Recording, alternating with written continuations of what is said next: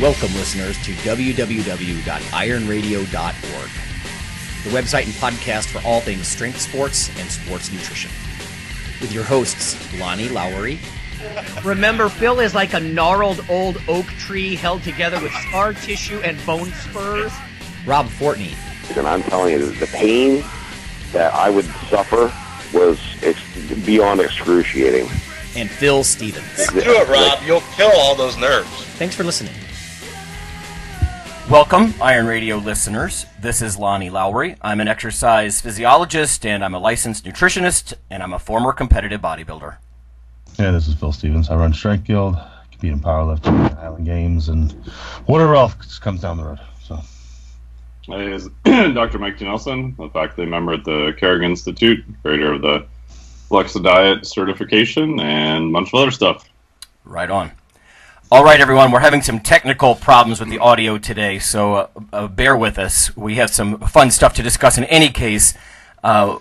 Mail, news, the usual weekly thing, and then after the break, we're going to talk about navigating strength and fitness social media. So what's out there? I know a lot of you listeners have, you use it fairly regularly, but you might be sort of circulating in one of these channels or another, just YouTube or maybe Reddit or a forum of some kind. So we're just going to talk about some pros and cons and some tips and just kind of shoot the shit about that stuff. But on to the listener questions, the listener mail. Let's start with one from Jeff. I thought this was a very good question. He says, "Good morning. The brand of fish oil I have been using has stopped selling the fish oil and replaced it with an omega-3 specific product. At least that is all Walmart carries anymore. Since it isn't just the caffeine, but also other compounds that makes coffee beneficial, I was curious if the same was true with fish oil. That is there more benefit from other compounds in the fish oil capsules besides the omega-3s? Also curious if there is more advantage to taking krill oil since it costs more. It must be better, right? I would appreciate any recommendations that you guys can give." Jeff, my take on this, and I'm sure Dr. Nelson has some things to say about this as well, but unlike coffee, when I look at fish oils, I am looking for essentially the active ingredients, right? I'm looking for the total dose of EPA and DHA. That's why I buy triple strength fish oil, because some of the other fats in there or whatever else may be in the oils, not that exciting to me specifically. I mean, if you were to take raw cod liver oil, you might get some additional vitamins like vitamin D or something like that. But I look for the maximal dose, frankly, of EPA and DHA, eicosapentaenoic acid and docosahexaenoic acid. That's why we just say EPA and DHA. But that's essentially what I do. As far as krill oil, it is a little bit better absorbed, and it's probably more sustainable. And there's two ways I look at that. One is you could actually take a slightly lower dose with similar effect, or you could simply get more in you.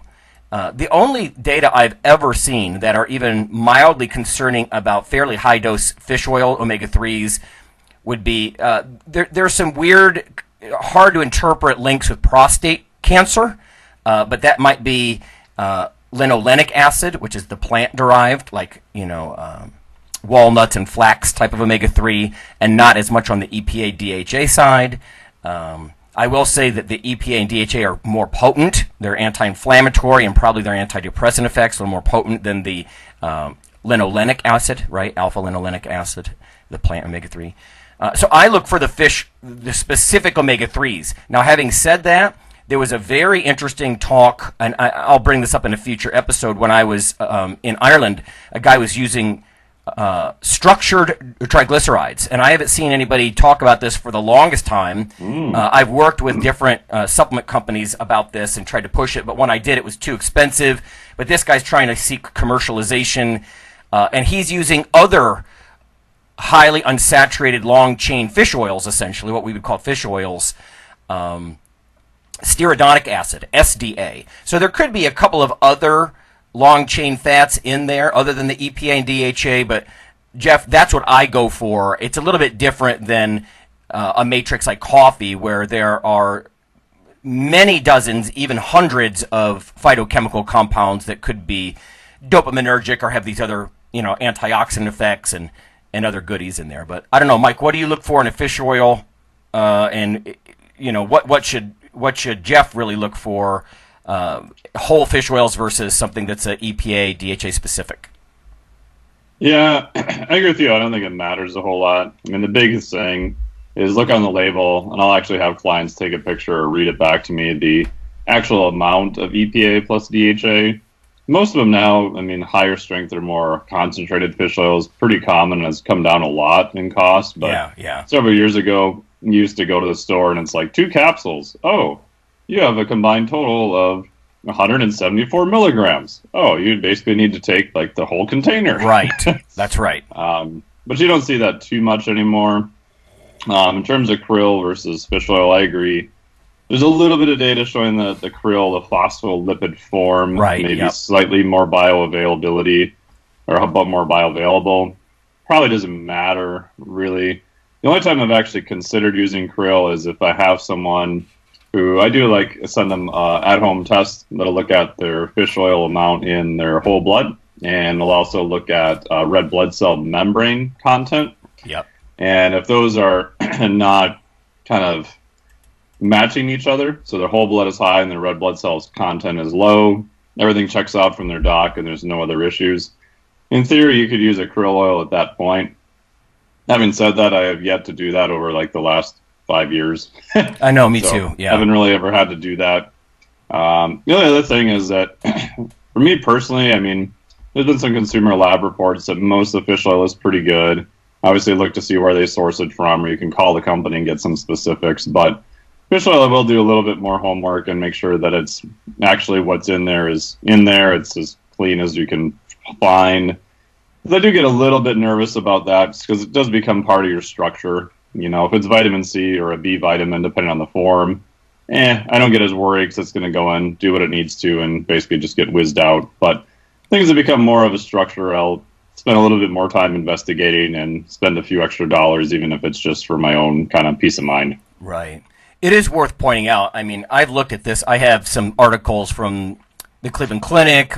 Consumer Reports did a massive review.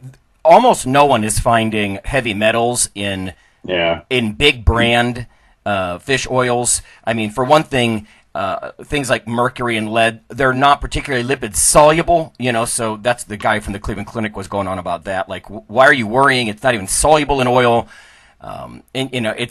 Honestly, it's a safer way, in my opinion, to get something like EPA and DHA instead of just eating whole fish in this way, because we just live in such a contaminated world when it comes to fish. I'm more concerned with the whole food in this case, which is sort of rare, right? That almost seems backwards. Like normally I would go for the whole food item, but that's why they recommend, of course, pregnant women don't eat certain of these fatty fish more than twice a week when they're pregnant, because that's very damaging. Mercury is very damaging to a developing nervous system and all that kind of thing. But for what it's worth, Jeff, just to set the stage, fatty acids, right? There are 3 of these long carbon chains stuck to any glycerol backbone, and that's a triglyceride, if you're not familiar.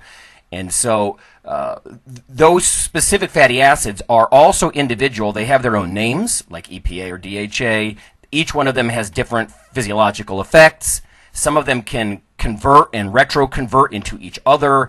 So it's a complicated topic. But that's what you're going for, really, is those long chain unsaturated fatty acids.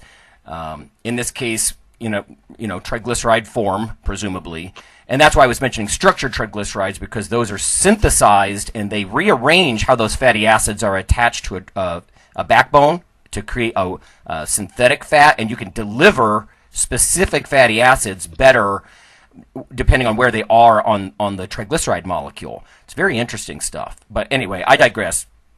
Go for double, triple strength. I personally take either 2 or 3 triple strength fish oils from Sam's Club every morning.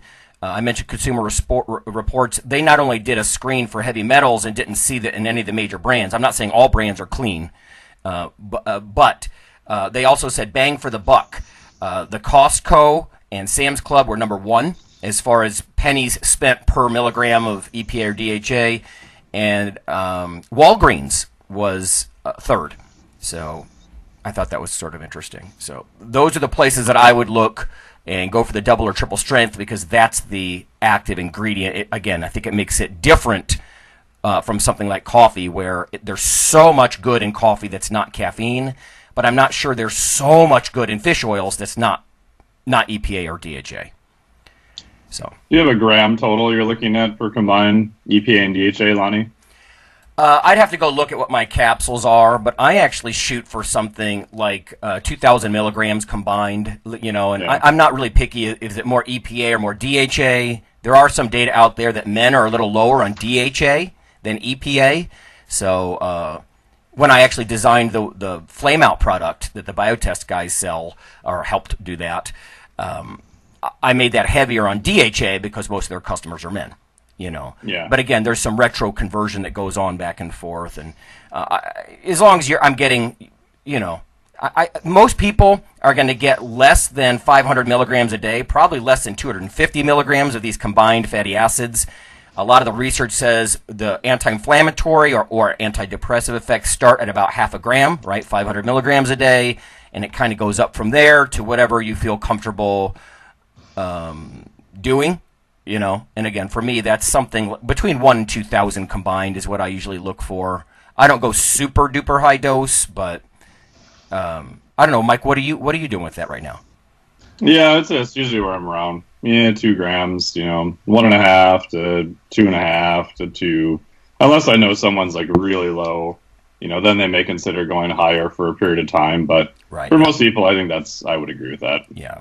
And again, we're talking about just looking at the milligram content of EPA and DHA, not grams of total oil. That's not really going to get you anywhere. Anyway, so that was a complicated question, Jeff, but it's a good one. So yeah, go for the singular active ingredients, I would say, as opposed to something like coffee, which is much more holistic. Phil, do you take fish oils these days? I don't even... Yeah, that's one of the couple things that I think everybody should. Just pop a couple of those every morning. Yep. And go from there. Yeah. Okay. Yeah, it's just one of those things. If you don't seek them or even supplement them, the food supply in the U.S. just really isn't going to provide them. Not for shit. So, all right. This next one is from Nathan. He says, a data set containing a large number of meals and days for MyFitnessPal has been uncovered. And there's been attempts to analyze some of these data.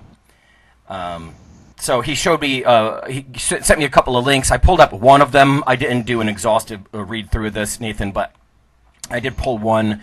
Essentially, there's a database. Here, let me look at this. It says it contains 1.9 million meals logged by almost 10,000 MyFitnessPal users. So if you use that app, then they're recording your meals anonymously, along with whatever you might be using that information for. 71,000 food items logged from September 2014 through April of 2015. It describes essentially the food item consumed by the user. Again, it's in this data set, and researchers can use this stuff to figure out how people are eating. Like I just said, how much omega-3 fats people are eating, something like that. You get it from large data sets. Usually it's NHANES or some more structured thing than an app. But there might be value here in what people are under-consuming, over-consuming, stuff like that. There's also data in this database, anonymous database, on meal sequence. And I think that's interesting. The researchers here says if you use the data set for scientific publication, a citation would be greatly appreciated. I don't even know if I can possibly pronounce this guy's name. Cannon Uparp and Weber in 2016. They'd like you to kind of toss them some acknowledgement for organizing this database. So Nathan just says, my own take, it seems super hard to make any concrete insights from MyFitnessPal data. The accuracy has to be 80% at best. I know personally I will use a meal to just check the macros. Don't really log anything else. It says, I have to think the average user is not the type of person we might be concerned with, such as a strength or physique athlete. So perhaps you guys can kick this around and discuss. Nathan, the only thing I would be able to really be interested in this, again, would be looking at over or under consumed nutrients. So under consumed could be something like the omega-3 fats we just discussed, or fiber, maybe vitamin D, that kind of thing. It depends on how much nutrient analysis is wrapped up in this data set as opposed to just food items. I think it might be neat, since there's a meal sequence involved, it might be neat to see if people are eating more calories later in the day, or like where their carbohydrates are mostly being consumed in the morning or in the evening, or there might be some interesting things because they have meal sequence data. What would you do with something like that, Mike, if you had a big data set of 71,000 foods and, I don't know. I mean, it'd be interesting to see how it's sort of the demographic data on it. I mean, I think at a high level, that'd be interesting, right? So if you have the same age group and you could kind of quantify them via activity, is there any difference just between gender, right? Males and females. I'd always be interested in the fitness population if women are still eating less protein, although I don't think that's as much of a thing as it was 5-10 years ago.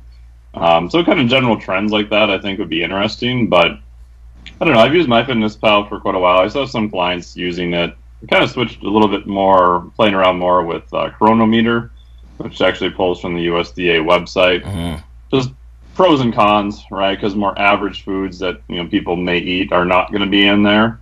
But if most of your diet is donuts, then you probably need to change it anyway.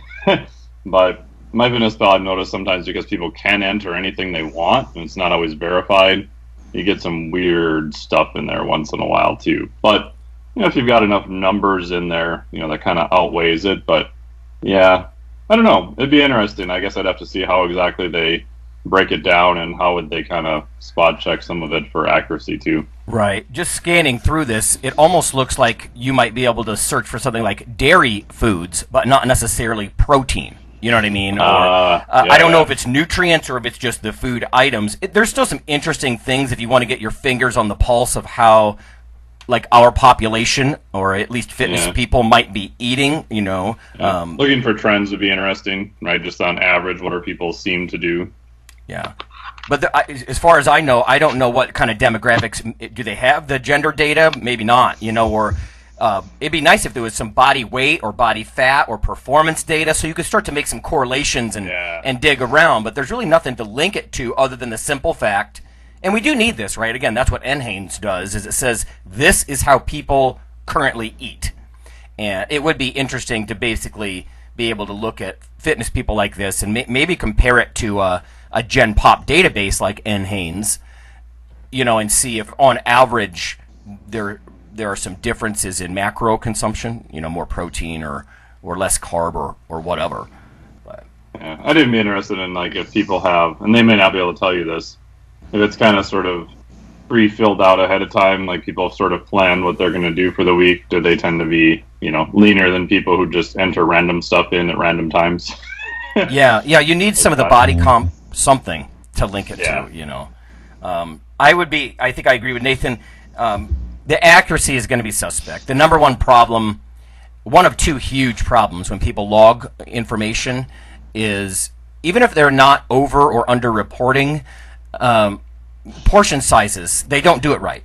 They log the portions incorrectly, and that's just going to send that could really affect things. Now, the food item, it would still be a dairy food. It might still be a wheat or grain food item. So maybe the amount won't matter as much as if you're just looking at food frequency information, and not portion sizes. But portion sizes would really, really be suspect unless they got some kind of basic education as to what a portion is of a food, because most people, I think if you randomly ask them, they wouldn't be able to tell you, what a serving size of berries is, something like that. So, yeah, I don't know. Phil, do people use MyFitnessPal with you at all in your gym? I mean, several people do. I mean, just track it. Just helps. It's a fast way, like the listener said, to just check meal composition. I mean, and that's what a lot of people, they won't even log it. They'll just use it as a calculator a lot of times. Yeah. So. The most interesting thing I've seen come down the pike, I saw some students present on this, is there's actually handheld, it's literally like a spec. You point it at your food, and it will, I guess this is getting validated. It blows my mind if this is going to work, but it will actually tell you the macros by direct analysis. It's not going to lean on a database. It's going to say the photo receiver or whatever on the device is actually going to be able to see and read how much protein, carb, and fat are in the food. Now that blows my mind if they can actually do that, because right now a spectrophotometer that's not exactly how they work. You don't just point it at things and it tells you what's in it. But I've seen some pretty interesting stuff. I might even dig it up and share in the future. I think that's early stage technology. But if that were to be true, it'd be ridiculous. As long as you'd have to guess the portion size that you're about to eat, right? Because the device would only beam back what it's composed of, not how much. But there's interesting stuff on the horizon with this stuff. So, I have one last bit of news before we go to break and talk about social media. This is from Rick Collins. I just saw on Instagram. Strength and muscle sport news. AbbVie wins another bellwether trial amid mass action over Androgel testosterone drug. A federal jury has handed a win to AbbVie as it continues to seek to fend off claims accusing the company's testosterone replacement therapy drug, Androgel, of causing heart attacks and other cardiovascular conditions. So it looks like a judge weighed this out and said, no, either testosterone doesn't do that or your heart attack wasn't because you were swabbing on some Androgel. So to me, this just echoes you can barely even say testosterone. At least these days it's a little bit better, right? Because the Gen Pop now wants it, and now all of a sudden it's not the S word anymore. Yeah. It's not steroids, although it is one. But I don't know. They just won't let this go. It's like the protein thing. My wife just told me that thing that circulated about 6 months ago about a high-protein diet killing someone, it's making its rounds through the fitness journalists again. Oh, stop. Like, we already put that to bed. She had a special condition, stop. But it's the same thing, right? I think, obviously, testosterone and androgel and stuff is going to get even more heat than protein. And people are just going to, they're going to have a heart attack and they're looking to sue somebody. It's like the hot coffee at McDonald's bullshit, Yep. So, and I know, at least in this case, I'm going to side with Big Pharma, and say, no, that's not why you're having a heart attack. Honestly, there's some good data out there, and I think we all know it, that maintaining testosterone in a healthy range, if anything, would reduce cardiac risk. Yeah. So... whatever. Okay. Let's go to break. When we come back, we're going to talk about navigating social media as far as strength and fitness.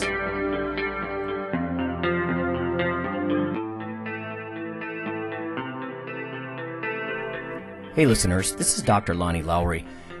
If you've ever had anyone critique you on your protein intake as part of your weightlifting lifestyle, oh, you poor meathead, all that extra protein is going to rot your kidneys or weaken your bones or dehydrate you or give you gout or who knows what. There is a book available. You could simply Google CRC Press and Lowrey. And what I've done is reach out to experts all over the world and create a book, a single compendium that you can hold up and say, this is why I consume extra protein. This can be very valuable when you're being quote-unquote educated by various professionals on the topic. There's an enormous amount of literature in this book on the safety, the effectiveness, how protein works in cells, the history of protein and weight trainers, much more. So again, please check out CRC Press and Protein and Lowrey. You can just Google that. And I do, full disclosure, I do make a small single-digit royalty on the book. But that's not why I did it. I did it so we can all have something, our particular population, to both defend what we do and to inform our nutrition and our eating. Thanks.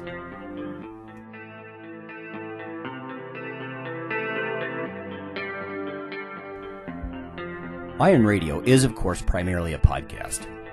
But over the years, there have been technical glitches calling for backup streaming and listeners who wanted the convenience of other sources of audio content. Toward this end, IronRadio is now simulcast and backed up on YouTube. If needed, please search Lawnman07 or IronRadio from within YouTube. There's not much video, but if you like to listen through YouTube on a Roku or other living room device, there you go.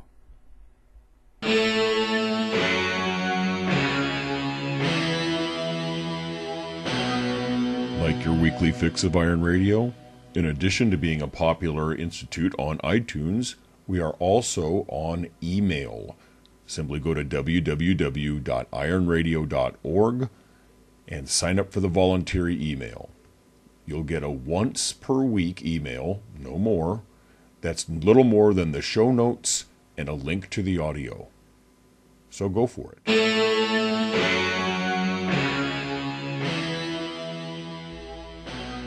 All right, folks, we're back. It's Phil and Mike and Lonnie, and we're going to talk about navigating social media in the strength fitness world.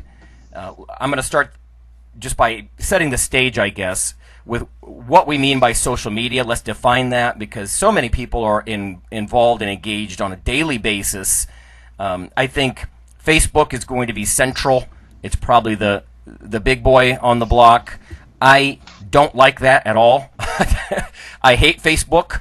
I don't think everything should be channeled through a central hub. I mean, every time I try to log on to anything, even sensitive information like bank or other things, it'll say, oh, you can log on with your Facebook account. No. How about no? I want to keep that separate. But I digress. So Facebook, Reddit, right? So like sort of a central messaging board system forum. Twitter. I actually tend to like Twitter. It's brief. It's good for real-time updates, like if you're at a conference or an event, you want to take a picture or make a comment. There are forums, dedicated bodybuilding or powerlifting forums. I know Fortress, he still hangs out on some of those forums and gets in arguments with people and stuff like that. And then podcasts and YouTube, of course. So I just have some topics of conversation here, really. Phil, let's start with you. I mean, you were a moderator for ages. Anything that comes to your mind about pros and cons, like credentials of who's talking, what they're using as evidence versus opinion, how well it's moderated. Let's kind of start with forums, maybe. I mean, because you were behind the scenes moderating some very big forums. What are some tips you might have for people who head in that direction, or should they just avoid forums? The good thing about moderated forums is that, it does filter out some of the BS.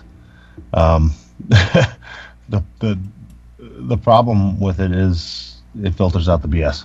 So, it can filter out non-BS and give a very biased opinion, depending on who's moderating it and for what reasons. So, I worked for a place that, we moderated anything that was against that business's goodwill, if you will. Like their marketing plan. Yes, exactly. So, and that can be problematic. So, or, you even saw it like anybody that went against a writer on that site, they would get moderated out. It's like, well, don't say something that he doesn't agree with, Right. Yeah. But on the other end, it amazes me that Reddit's still around because it looks like very 1999-ish. Right, yeah. And I don't visit it much. But, at least, you get some freedom of speech there, I guess. But the problem is, the credentials behind people speaking can be less than stellar. So, and that's where I think something like Facebook takes over a bit because at least you know who's talking. They're in their account with their name and face. So, unless their account got hacked, which happens and can be funny. But at least you know who's it's coming from. If I'm looking for information from Ed Cohn, I'd go to his page and see what he posts. So you can filter what you're generally not just sorting through an ocean looking for a few gems. You can go right to the gems. A lot easier on some of the newer social media platforms. So I would think even being able to silence people Like, you know, you can basically on a lot of forums or Facebook, as I understand. I don't really use Facebook except to post the most recent episode. But you can silence people. So if there is someone who's a troll and they're disagreeing with everybody, or they keep pushing the commercial aspects of their newest book, you know how everybody's so self-aggrandizing in our field, it's disgusting. But you could silence them. Silence their ass. You know, and that'd be one tip. Yeah. I've booted a few people off our own. The Iron Radio Facebook page. So, right. Just for that, just trying to, they're there to do nothing but put up ads. It's like, not what it's for. See you later. Bye. Yeah. So honestly, Facebook has taken over a lot of companies that used to have forums. Just use Facebook. My problem is Facebook is not the same thing as a forum, because forums sort of log for posterity a conversation on something, and with Facebook. There could be so many inane, stupid comments flooding in that the good stuff gets dropped off the bottom of the page. Yes, in a sense. Yes. And that's where forums helped a bit. I mean, if somebody's just way off tangent, the moderators just don't let them come in. You know, it's like, you're not adding anything. Bye. Just delete that comment. Right. So, and that's where it's problematic. Like I said, there's good and bad to moderated and unmoderated. Yeah. But I mean, it's a good idea. It's a good idea. I think it's implemented poorly sometimes. So, right. But, you know, I don't know. I mean, the big boy on the block now, from what I see, is Instagram, which, the only reason I use it is because it links automatically up to my Facebook page. So I'll put videos of the gym up, and it automatically goes on Facebook too. So, right. I get two birds with one stone. But I mean, to me, it's. I don't know. A picture can say 1,000 words, but most of the pictures suck. So, you know, when 90% of the pictures are selfies, you're not saying much. Right. So. Some of the powerlifters, big name powerlifters, guys that I kind of like, man, they post selfies like they're teenage girls. And that sounds terrible of me, like I'm pigeonholing, you know. I know not all teenage girls do that. It's not a sexist crack. I'm just saying you wouldn't expect these big bearded guys to keep, you know, winking at the camera. And, you know, it's just, what are you doing, man? You know, I don't know. So I hate selfies, and so I'm kind of biased against that. But it is funny to see that fitness people cannot repress taking pictures of themselves and putting it online. Yeah, and I rarely, on my pages, there is rarely ever an image of me. Because I'm the one behind the camera. Like, I'll post up something like I did this in training, everybody's like, where's the video? Well, there isn't one. I was alone. I know, right? And I'm not sticking my phone in my shoe and trying to get it. I don't have time for that shit. No, I know. My mind is not on, when I'm going for a heavy set or something, my mind is not on getting the right camera angle. That's right. You know, you have, Phil, that's what I call the dad curse. Like, my family albums are, I'm in so few pictures because I'm behind the camera. Yes. You know? Yeah. And I just don't have time to worry about taking a picture of it. It's like, I need to do this set. So if somebody happens to take a picture of me, great. Right. I'm not planning it out. Like, hey, come over here and stand right there. Yep. You know? Yeah. Mike, let's get to you, and then I want to ask Phil something about handling trolls in just a second. But now you use Facebook. You embrace this a lot more. I mean, Facebook is even doing stuff like live streaming. I guess they're competing with YouTube in that way. How do you use Facebook, or really any of these social media, you know, how you use it, some maybe tips we could learn from the way you do things? Yeah, I'm probably not the person to ask on this, because my marketing people in the past have yelled at me a lot, and the one I have now, she's great. She's very understanding and gives me stuff that's useful that I'll actually do. I mean, I had a forum for different products and stuff, which I've had off and on, and I've tested that on Facebook for probably like 3 years when I used to do e-classes and stuff, and it was good, but for the e-class, it was only a specific amount of time, so that was fine with me. And everyone's like, oh, you need to keep it going, you gotta, you know, add more people to this group and have a subgroup, and I get the idea, and I love the idea of, you know, online communities and tribes, and I agree with all of that. Yeah. Just for my personality, for me to go in there, I just found that I don't seem to like it as much, and I think it's because I have to actually go on to Facebook more frequently than what I want to. So I actually ended up doing mostly everything through newsletters, because I can write them however I want, I can distribute them however I want. Obviously I have a service that does that for me in terms of emailing them out to people. And then Facebook I just kind of use for more random stuff. I will test out actually coming up. I got some feedback from some people when I was in Costa Rica last week of putting more of my content on Facebook, because I actually really haven't. It's mostly only been to the newsletter. But I know John Berardi said this a while ago too, that I think it's kind of getting split where an audience only wants to interact on whatever is easiest for them. So the last time I took online clients, which was quite a while ago, if someone contacted me through a Facebook Instant Messenger, then I would actually communicate with them through Facebook Instant Messenger, even though that drives me absolutely insane. Yes. And the response rate was way faster than me trying to get their email and then trying to email them. Because I think people are on whatever platform they're on and kind of want to stay on that platform. So I'll test out putting more content on Facebook and see how that goes. I've got another system that'll allow me to post it at whatever time I want. So I'll put it in that system and I'll say, okay, Tuesday at 8 a.m., send this post out of content, and it'll post it for me. But I usually go on Facebook either to put out content or to just, see what other people I know in the industry are doing. I don't really get into a lot of discussions or other stuff like that per se. So yeah, I hear what you're saying about you tend to roll in the same like habitual format. Like if you're a YouTuber, you do a lot of that. Yeah. I really got hooked on Twitter because it's simply easy to post photos from my phone, like in one little touch, and poof, there it is on Twitter. And then to Phil's point, it'll cross-pollinate with Facebook if I want it to. So you get sort of multiple things like that. I would say, here's a tip for everybody. Be careful running in the same self-reinforcing circles. I mean, if you're in an echo chamber where everybody has the same views, you see this in politics a lot. The people, they're conservative, they lean on that media, and people, self-reinforce. And then if you're liberal, you run in those circles. And sometimes it might be good from an educational standpoint to force yourself into some other channel of social media or look for alternate views. Now, the truth is you could stumble into certain kinds of social media that are kind of passé now. Phil, I know you were suggesting, Reddit looks dated, or like Tumblr. Once I put up a little page on Tumblr and basically said, "Hey, the podcast is over here," and I just point, and that's kind of it, because I don't even know who's even on that anymore, that format. But I would say look for alternate views instead of the echo chamber kind of idea where everybody's just saying the same thing.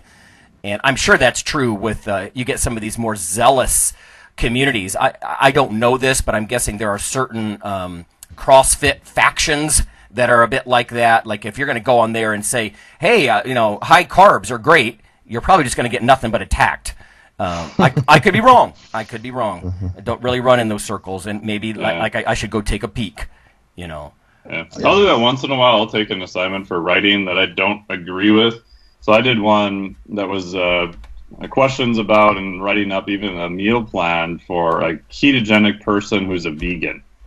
And at first I was like, that's a horrible idea. I told the editor that, and he's like, well, this is an article for people who are already decided that they want to do it. It wasn't an article to convince everyone, here's what you need to do.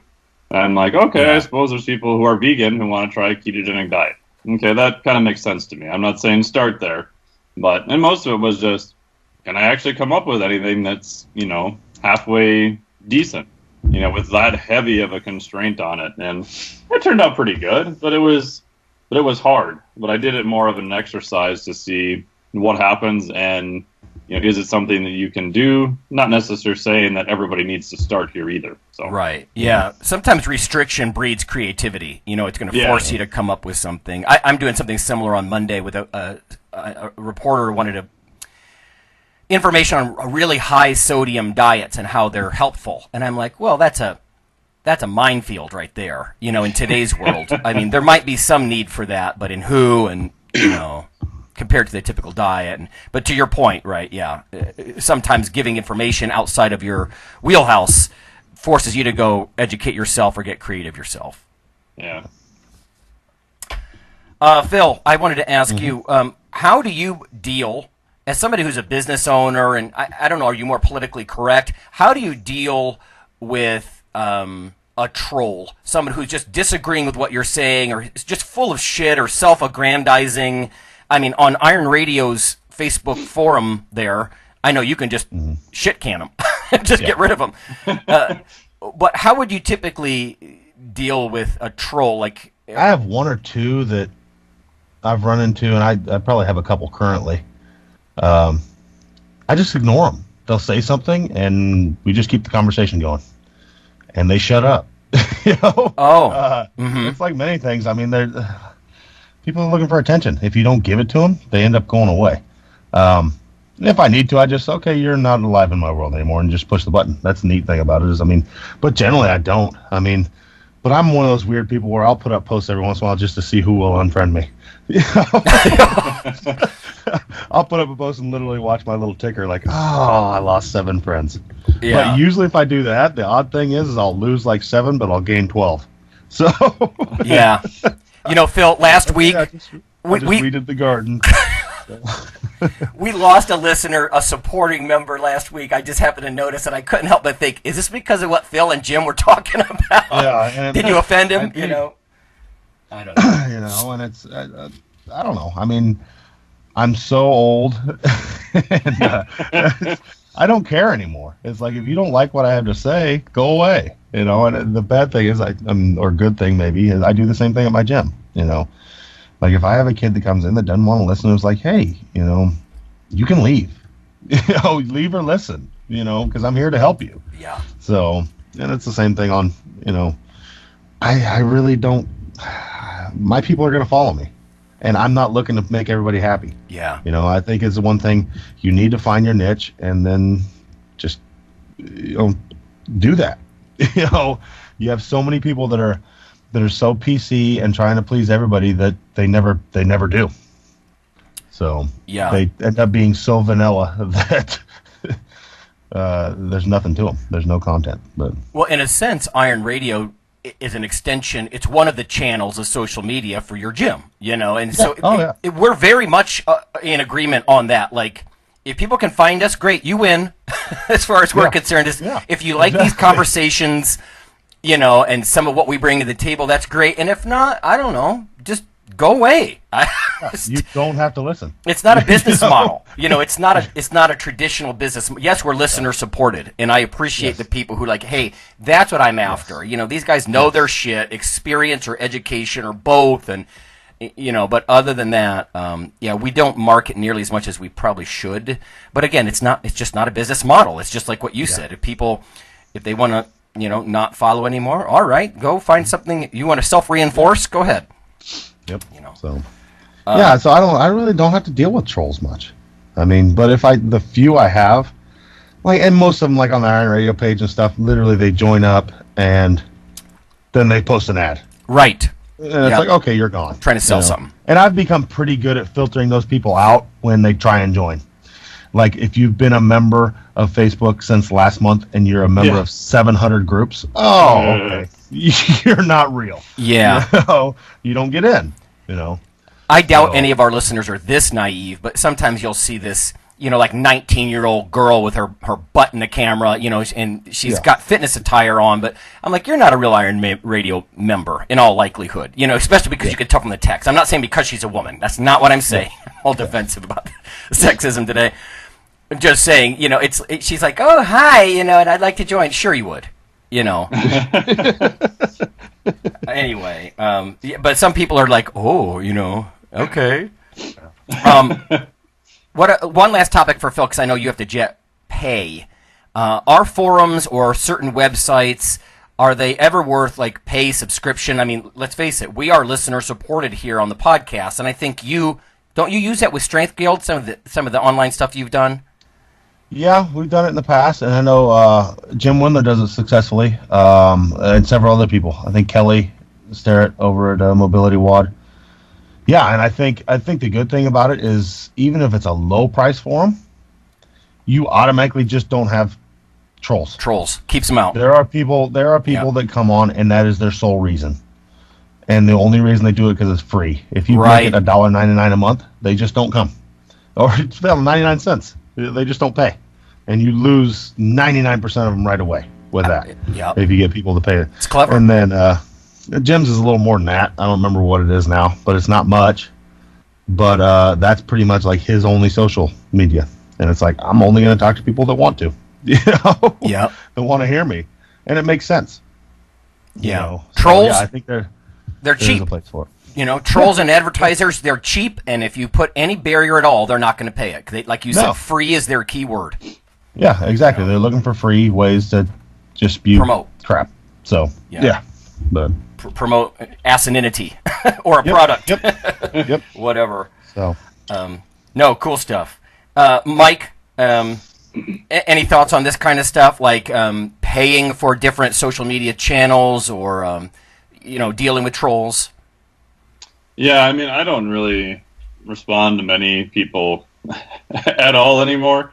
I guess part of that is probably like a year ago I had more of a philosophy change that I'm still working on.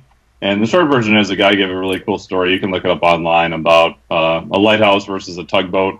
And the takeaway is that neither one is good or bad. It's just what kind of model do you want to run?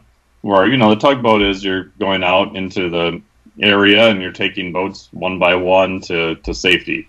The lighthouse is you're just shining a light, and hey, if the boat runs aground, well, that's kind of their own fault. You were telling them, hey, look out, there's something here.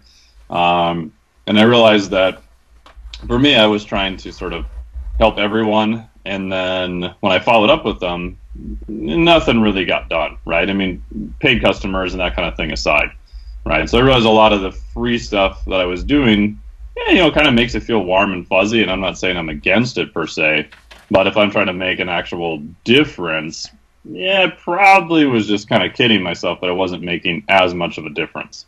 So I switched to, stuff that I put out for free, obviously the newsletter, content, stuff like that, is me saying, okay, here's what I think, and it just kind of goes out into the world. People can interact with it if they want, which is fine. And then paid products, a little bit different, right? Trying to go more towards a education model. Here's a certification, here's different things you can educate yourself. And then you also kind of sub-select people who are only very interested then, right? If someone's going to pay you money, they're probably very interested in what you're doing and are much more likely to listen, and obviously are more compliant, so they get a better result. In terms of, I think, paid forums and stuff like that, I think if I were to do it again, going that route definitely makes your life a lot easier. Actually, I had something set up. It was 3 years ago. I had custom coded a whole site, paid a whole bunch of money, had everything done, even opened up the forum to, just some people to get conversation going before I did any public release. And then at the end of the day, realized, I don't really enjoy doing this whole process, and I didn't like the topic I had picked, which was more just kind of general fat loss.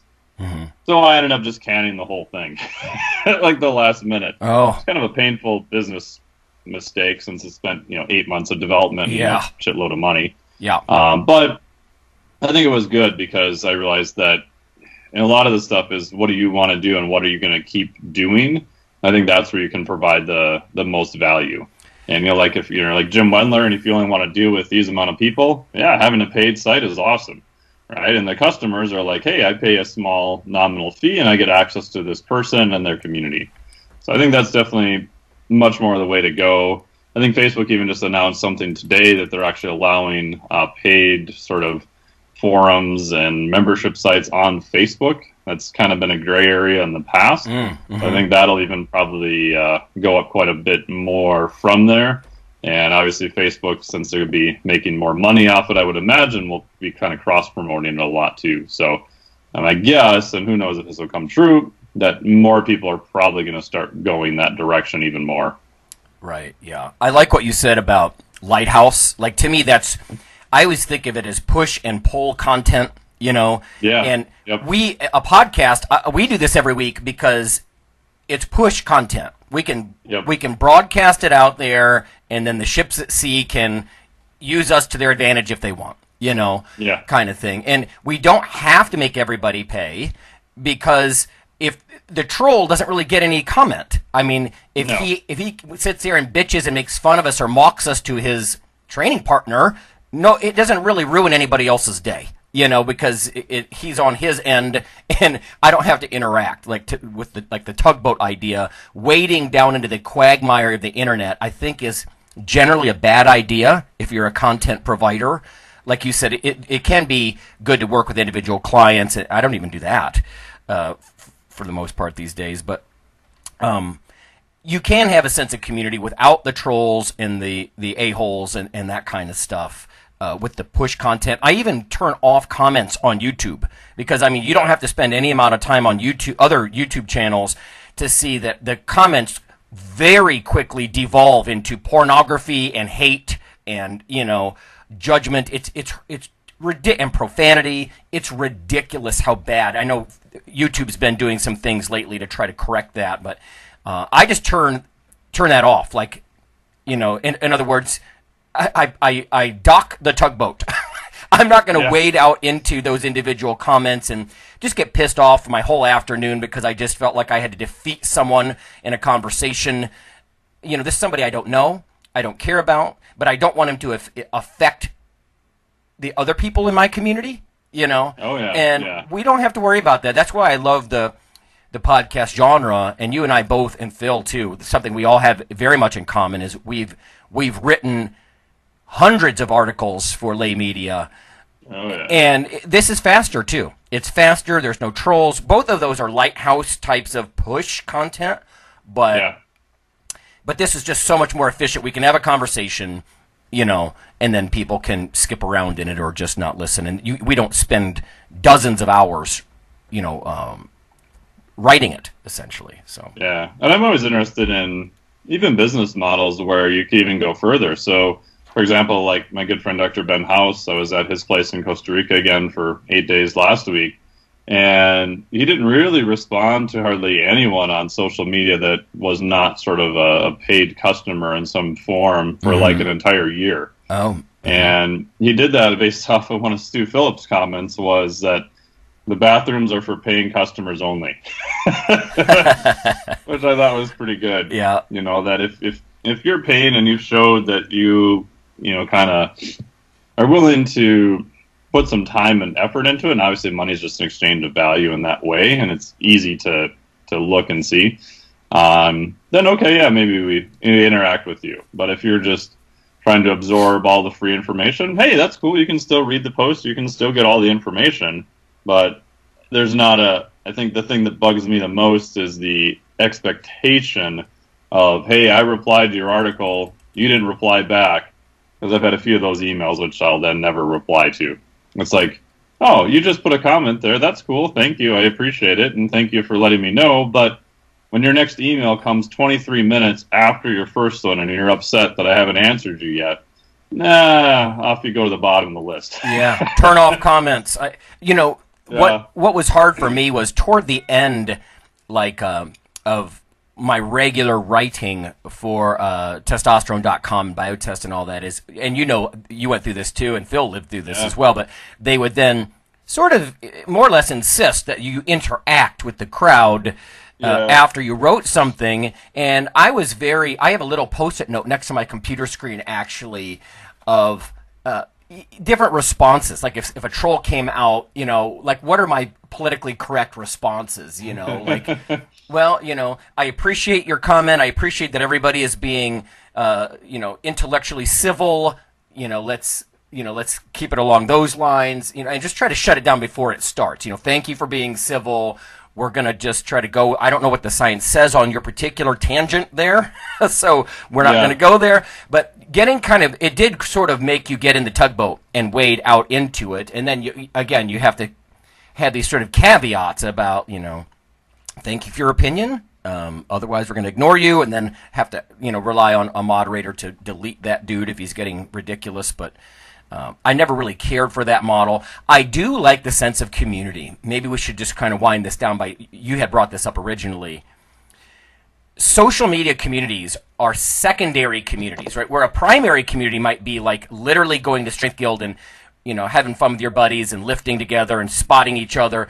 That's more like a primary. A secondary one, like a classic example, would be a political party, right? But now you have secondary communities, which means non-local, just sort of they're circulating around an idea or an ideal.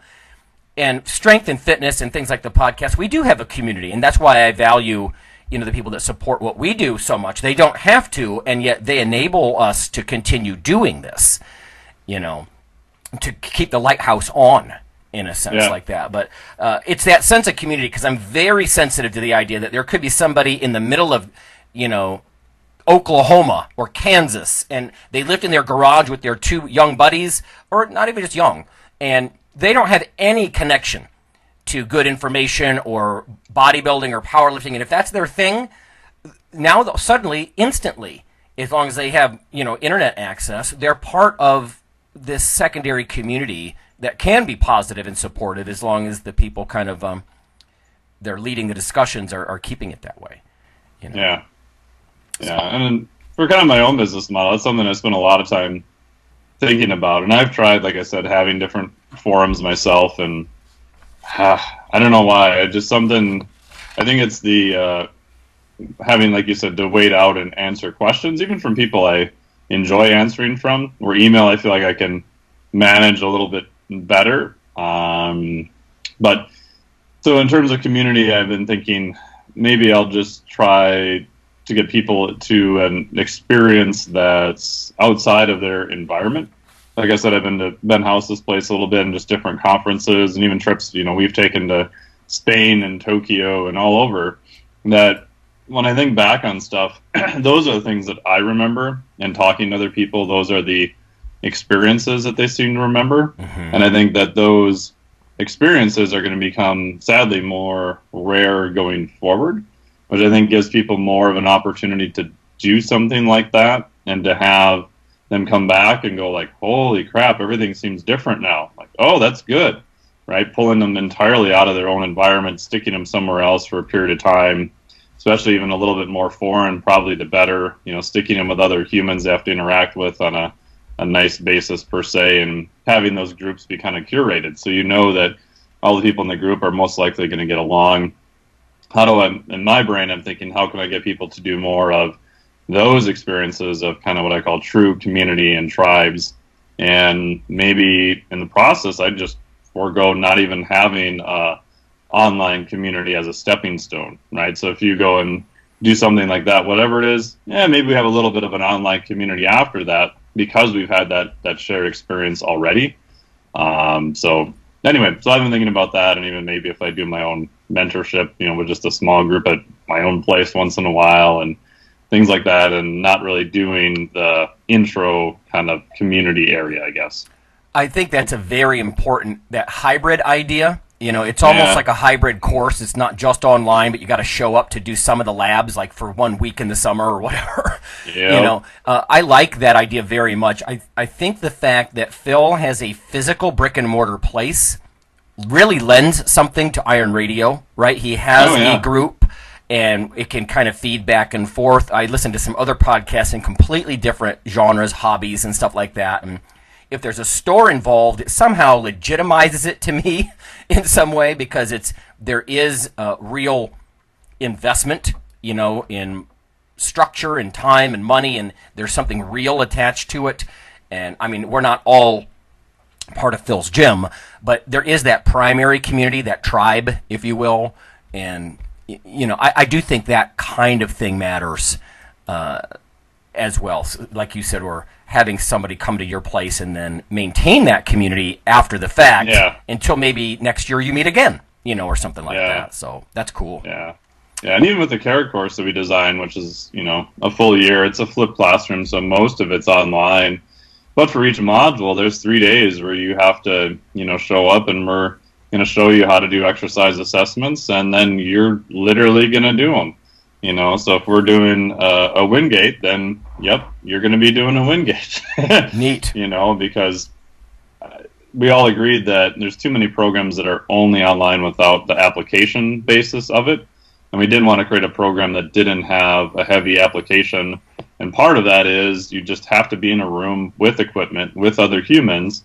And I think a big part of that is, as you've taught in your lab for a long time too, Lonnie, is students and other people learning, they have to learn by doing, right? So if you're going to stand there and watch someone do a Wingate and sort of grade their performance, you should probably know what that feels like. And it's not a lot of fun. But I think that's part of the deal. I mean, and I think you have a lot more respect from people also. I mean, it doesn't matter so much what your performance is per se, but, are you going to, go through and do the same process that you did? The same thing when I was in the lab at the University of Minnesota. It's any test I would run on someone in a study, I would do myself multiple times beforehand.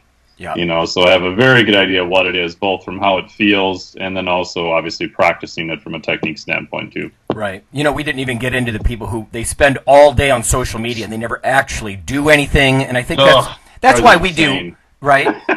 But we do what we do. We're always saying, put your name on a dotted line. Try competition, or do something. Or like I said, there are people who physically at Phil's gym who would listen and then go to the gym. They want to hear what Phil has to say on a certain topic in social media, but then they can go talk to him in person, and stuff like that. For me and you, in many ways, it expands our impact as educators, instead of 40 kids at a time in a classroom.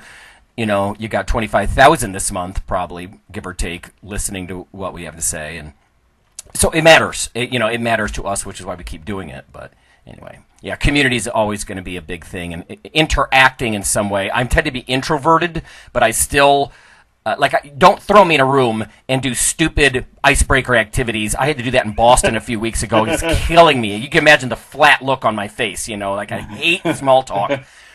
But we're not talking about that. We're talking about literally go and get your hands on a barbell or try something in the kitchen, nutritionally, something like that. Go actually give it a shot. So it is more real.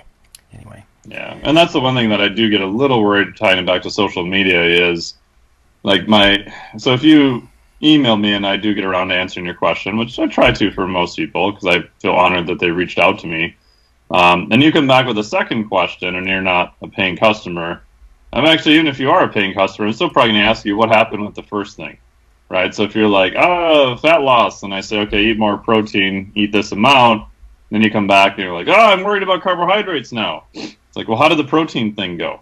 If you can't follow through on that, one, I kind of wonder about motivation, things of that nature, and I understand it's free advice. And two, I wasn't lying to you about the first thing. That's actually what I thought was the most effective. I'm not trying to string you along and not tell you the secret or, whatever it is. That's what I thought was the most effective thing. So you should go back and try doing that thing again. Well, you're trying to avoid being a tugboat then, right? Because now you're dragging this guy around. I once had a strength coach say, Lonnie, I know all these guys on the football team are asking for your nutrition advice.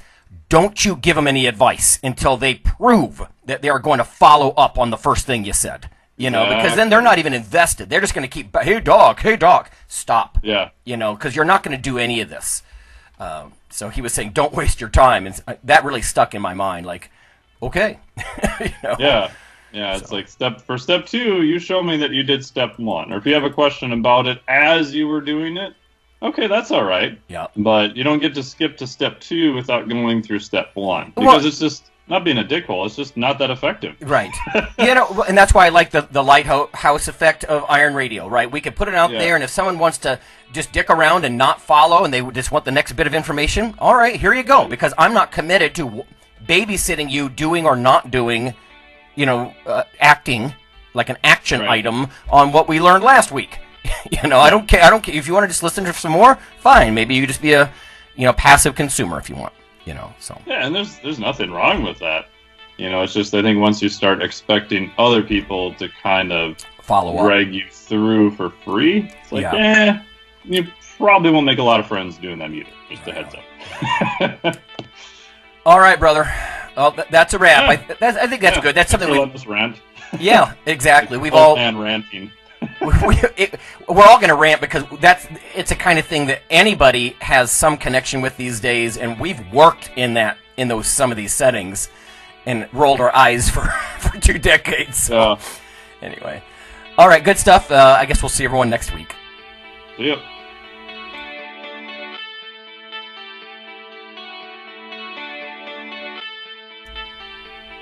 Hey listeners, have you seen the store at ironradio.org? There are 3 halls in the store. One for Phil, one for Fortress, and one for myself, Dr. Lowrey. And they're thematic. So you can go into our Halls of Iron store and choose based on your goal. If you need something to learn or read or something nutritional, you can look in my store, Lonnie's store. If you want something about injury prevention or competition, then take a look at Phil's Hall of Iron. And if you want something about motivation or daily training, Fortress's Hall has what you're looking for.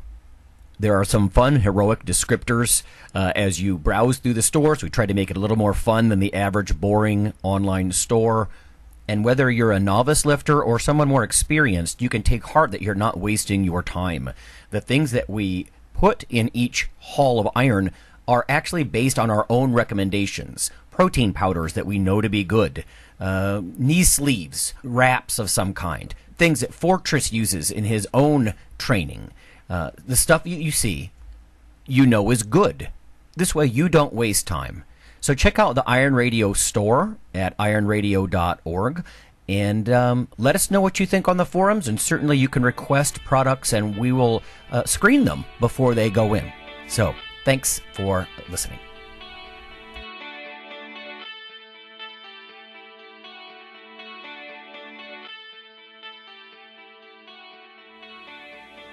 Iron Radio is accepting donations. If you like what we do, the professors, the scientists, the bodybuilding show promoters, the athletes themselves in powerlifting and bodybuilding, please consider making a donation or maybe buying something from the ironradio.org store. We also are accepting supporting members. So for $4 a month, which is frankly less than the bank sneaks out of your account in fees, you can step up and support a form of sort of public radio for the bodybuilding and powerlifting and strength community. The Iron Radio podcast and all of the audio on ironradio.org is for informational purposes only. If you're interested in starting a diet or exercise program, it's important to check with your physician. Also seek the help of registered dietitians, athletic trainers, and qualified exercise physiologists in order to make the progress that you need.